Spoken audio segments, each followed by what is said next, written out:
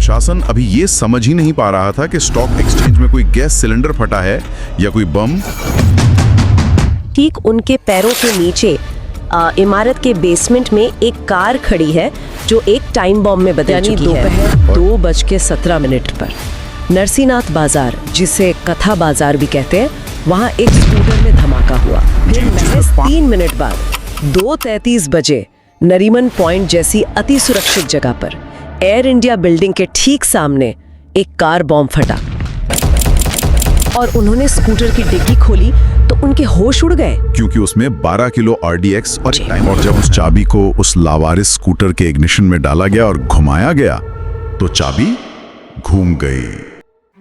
12 मार्च 1993 शुक्रवार का दिन। मुंबई, जिसे तब बॉम्बे कहा जाता था, अपने रोजमर्रा के काम में पूरी तरह व्यस्त थी। हाँ, दलाल स्ट्रीट पर आम दिनों जैसी ही तेज हलचल थी। बॉम्बे स्टॉक एक्सचेंज की 29 मंजिला इमारत के अंदर ट्रेडिंग रिंग में करीब 4000 ब्रोकर और निवेशक अपनी किस्मत आजमा रहे थे। मतलब चारों तरफ फोनों की घंटियां बज रही थीं, शेरों का भावों की आवाजें गूंज रही थीं। किसी को भी ये नहीं पता था कि ठीक उनके पैरों के नीचे इमारत के बेसमेंट में एक कार खड़ी है जो एक टाइम बॉम्ब में बदल चुकी है। और फिर दोपहर के ठीक 1:30 बजे वो हुआ जिसने सब कुछ शांत कर दिया। बेसमेंट में एक भयानक विस्फोट हुआ। अब यहाँ थोड़ी तकनीकी बात समझना जरूरी है। हाँ, बताइए। देखिए, धमाका बेसमेंट में था, मतलब जमीन के नीचे। जब इतनी भारी मात्रा में RDX एक बंद जगह पर फटता है ना, तो उसकी शॉक वेव को बाहर निकलने की कोई जगह नहीं मिलती। अरे, तो मतलब वो ऊर्जा कहीं तो जाएगी। बिल्कुल, इसलिए वो सीधे ऊपर की तरफ वार करती है। विस्फोट की तीव्रता इतनी ज्यादा थी कि 29 मंजिला कंक्रीट की वो पूरी इमारत बुरी तरह हिल गई। आसपास के दफ्तरों के शीशे टूटकर हजारों छर्रों की तरह लोगों में धंस गए। बहुत ही खौफनाक। जब धुआं छटा तो वहां सिर्फ खून से लथपथ लोग और बिखरे हुए शरीर थे। उसी एक पल में 84 लोगों की जान चली गई और 217 लोग गंभीर रूप से घायल हो गए। हाँ, और ये केवल एक इमारत पर हमला नहीं था, ये भारत की अर्थव्यवस्था के दिल पर किया गया एक बहुत ही सटीक और रणनीतिक वार था। चलिए इसे थोड़ा बारीकी से समझते हैं। मतलब ये एक ग्रिड फेलियर की तरह था, जहां एक मुख्य सबस्टेशन गिरता है और फिर पूरा सिस्टम एक एक करके अंधकार में डूबने लगता है ना? बिल्कुल सटीक एनालॉजी है, क्योंकि प्रशासन अभी ये समझ ही नहीं पा रहा था कि स्टॉक एक्सचेंज में कोई गैस सिलेंडर फटा है या कोई बम। तब तक शहर के दूसरे हिस्सों से भी धमाकों की खबरें आने लगी। हाँ, ये तो एक सोची समझी मनोवैज्ञानिक चाल थी। ठीक 47 मिनट बाद, यानी दोपहर 2:17 पर नरसिंहनाथ बाजार, जिसे कथा बाजार भी कहते हैं, वहाँ एक स्कूटर में धमाका हुआ। जी, जिसमें 5 लोगों की मौत हुई। और जैसे ही पुलिस की गाड़ियां उस तरफ मुड़ी, 2:30 बजे शिवसेना भवन के करीब लकी पेट्रोल पंप पर एक और जोरदार ब्लास्ट हुआ। वहां 4 लोग मारे गए। और ये सिलसिला रुका नहीं। फिर महज 3 मिनट बाद 2:33 बजे नरीमन पॉइंट जैसी अति सुरक्षित जगह पर एयर इंडिया बिल्डिंग के ठीक सामने एक कार बॉम्ब फटा। वहाँ बैंक ऑफ ओमान के पास 20 मासूम लोग मारे गए। जरा पुलिस कंट्रोल रूम की हालत के बारे में सोचकर देखिए। वायरलेस सेट्स पर बस चीख पुकार मची होगी। मतलब जब तक एम्बुलेंस एक जगह पहुंचती, शहर के बिल्कुल दूसरे छोर से एक और धमाके की खबर आ जाती। ये एक ऐसा चक्रव्यूह था जिसे पुलिस भेद ही नहीं पा रही थी। और फिर इस पूरे घटनाक्रम का सबसे खौफनाक पल आया। दोपहर 2:45 बजे माहिम और वर्ली का सेंचुरी बाजार इलाका। सेंचुरी बाजार का धमाका उस दिन का सबसे बड़ा और सबसे विनाशकारी धमाका था।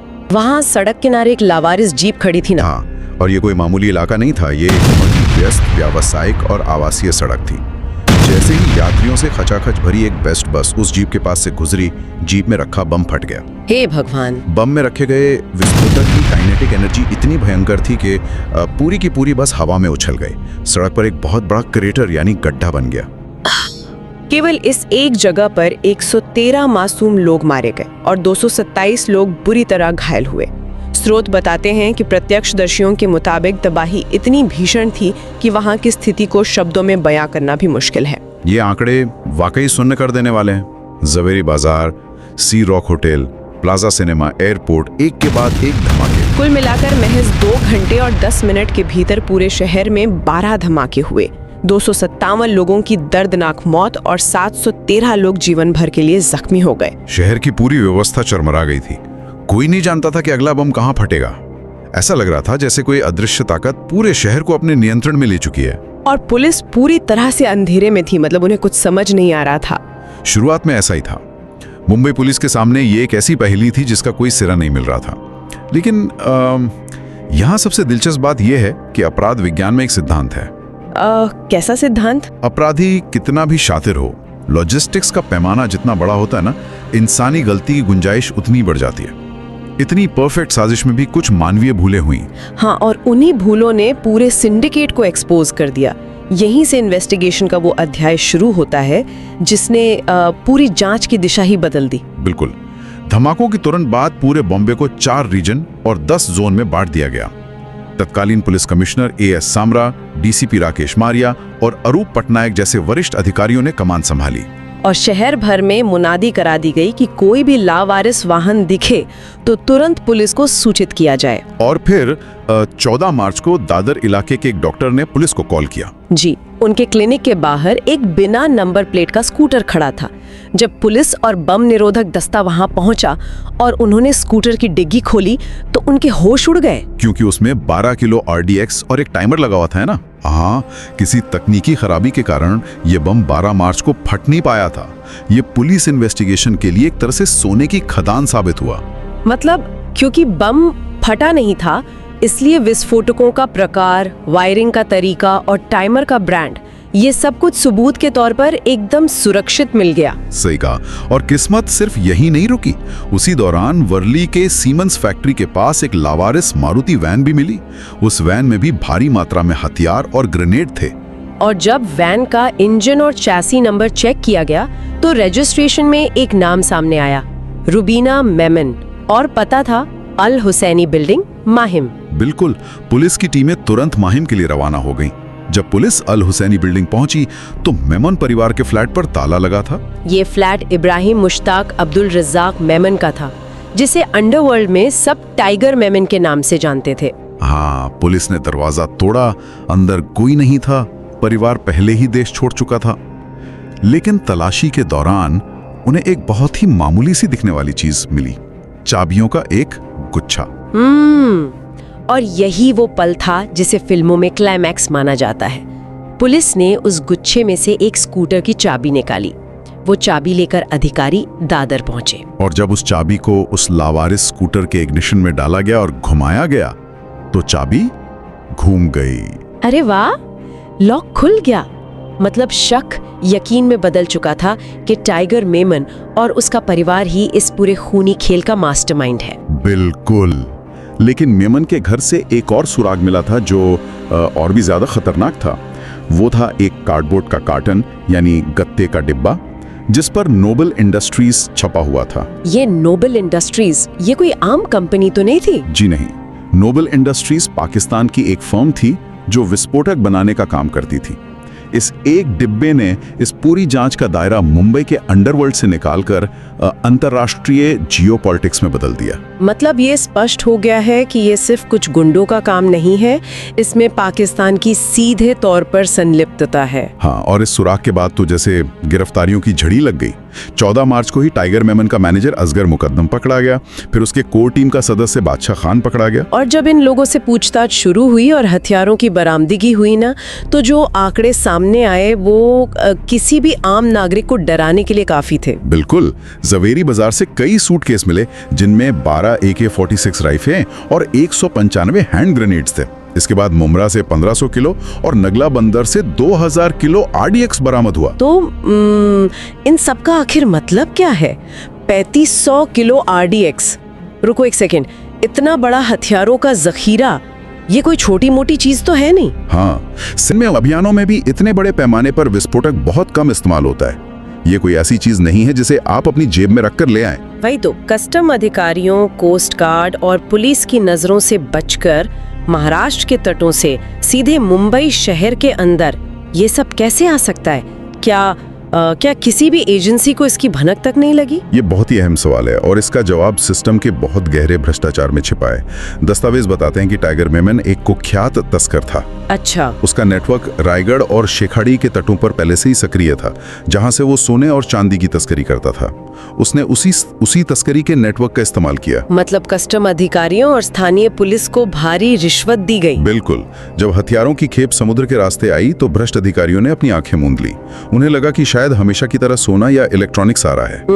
ये एक ऐसा क्लासिक उदाहरण है जहां स्थानीय भ्रष्टाचार सीधे सीधे राष्ट्रीय सुरक्षा के लिए सबसे बड़ा खतरा बन गया। मतलब सिस्टम की इस नाकामी ने आतंकवाद के लिए दरवाजे खोल दिए। सही बात है। लेकिन जांच में जैसे जैसे परतें खुल रही थी ना, एक और ऐसा नाम सामने आया जिसने पूरे देश को सकते में डाल दिया। हाँ, पुलिस ने बाबा चौहान नाम के एक आदमी को गिरफ्तार किया था, है ना, जिस पर ये हथियार बांटने का काम सौंपा गया था। पूछताछ में उसने दाऊद इब्राहिम और अबू सलीम का नाम लिया, जो अपेक्षित था। लेकिन फिर उसने 2 फिल्म प्रोड्यूसर्स का नाम लिया, समीर हिंगोरा और हनीफ कड़ावाला। और जब पुलिस ने इन दोनों प्रोड्यूसर्स को उठाया और कड़ाई से पूछताछ की तो उन्होंने पुलिस को ही ताना मारना शुरू कर दिया। हाँ, उन्होंने कहा कि आप हम जैसे छोटे लोगों को क्यों पकड़ रहे हैं, बड़े लोगों को क्यों नहीं पकड़ते। और जब पुलिस ने पूछा कि वो बड़ा आदमी कौन है तो उनका जवाब था संजू बाबा। मतलब ये बात गले नहीं उतरती।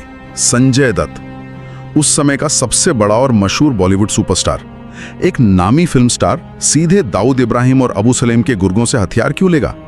ये बहुत ही बेतुका लगता है, या आज बेतुका लगता है। लेकिन 90s के दशक में बॉलीवुड और अंडरवर्ल्ड के बीच एक अजीब सा गठजोड़ था। संजय दत्त ने बाद में कबूल किया कि 1992 के दंगों के दौरान उन्हें अपने परिवार की सुरक्षा का डर था। अच्छा, तो इसलिए जब प्रोड्यूसर्स के जरिए अंडरवर्ल्ड के लोगों ने उन्हें हथियार ऑफर किए तो उन्होंने ले लिए। हाँ, उन्होंने अनीस इब्राहिम के कहने पर 3 AK-47 राइफल्स और कुछ ग्रेनेड्स अपने पास रखे थे। और फिर 19 अप्रैल को जब संजय दत्त मॉरिशस में अपनी फिल्म की शूटिंग खत्म करके लौटे तो उन्हें एयरपोर्ट पर ही हिरासत में ले लिया गया। बिल्कुल। डीसीपी राकेश मारिया खुद उनसे पूछताछ कर रहे थे। स्रोत बताते हैं कि संजय दत्त लगातार झूठ बोल रहे थे और अपने रसूख का इस्तेमाल करने की कोशिश कर रहे थे। पर महीनों की थकान, तनाव और 257 लाशों का मंजर देख चुके मारिया का सब्र टूट गया। उन्होंने संजय दत्त को एक थप्पड़ जड़ दिया। उसके बाद संजय दत्त टूट गए और रोते हुए सब सच उगल दिया। हाँ, उन्होंने बताया कि गिरफ्तारी के डर से उन्होंने एक राइफल अपने दोस्त केरसी अदाजानिया के पास भेजकर उसे नष्ट करवा दिया था। एक सुपरस्टार का इस तरह एक खूंखार आतंकी नेटवर्क से जुड़ना, भले ही अनजाने में या डर से, ये पूरे देश के लिए एक बहुत बड़ा सदमा था। सही बात है। लेकिन यहाँ से जांच का रुख इस सवाल की तरफ मुड़ा कि आखिर टाइगर मेमन ने इतनी बड़ी साजिश रची क्यों? उसका असली मकसद क्या था? और इसके जवाब के लिए हमें इतिहास में थोड़ा पीछे जाना होगा। हाँ। अगर हम इस पूरे घटनाक्रम की जड़ में जाए ना, तो ये एक व्यक्ति के बदले की भावना से शुरू हुआ था। बिल्कुल। 6 दिसंबर 1992 को अयोध्या में बाबरी मस्जिद का विध्वंस हुआ था।